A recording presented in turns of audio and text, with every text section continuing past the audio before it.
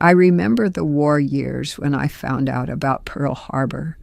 I was in Vernal.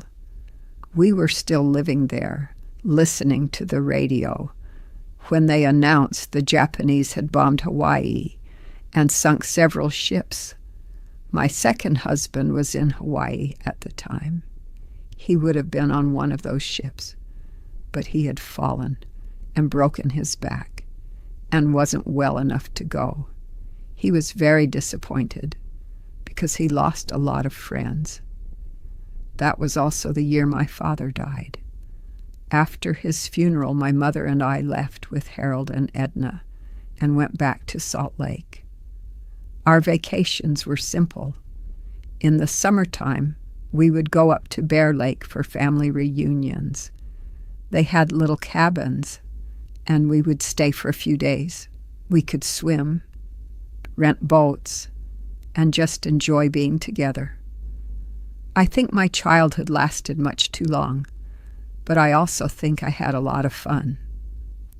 During the war, we had ration tokens. You needed them for things like coffee, sugar, Crisco, meat, and gasoline. Gas was especially strict. You couldn't just drive wherever you wanted. You had to carpool, and people would pay you for the ride. I remember something very sad.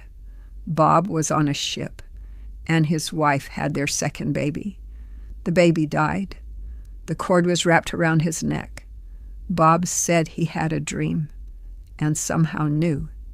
He was later sent to the Philippines and stayed there. Bill was sent to London, where he trained to give anesthesia. I worked during the war at the arsenals.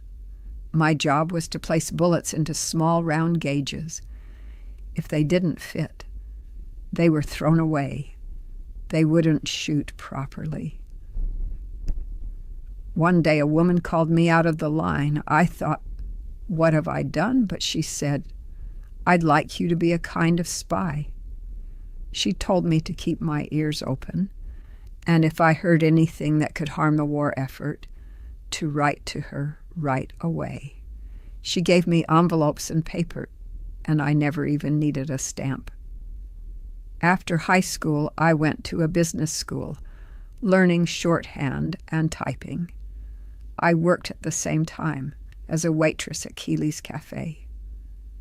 I remember one night, 2 soldiers came in and asked if we'd go on a date.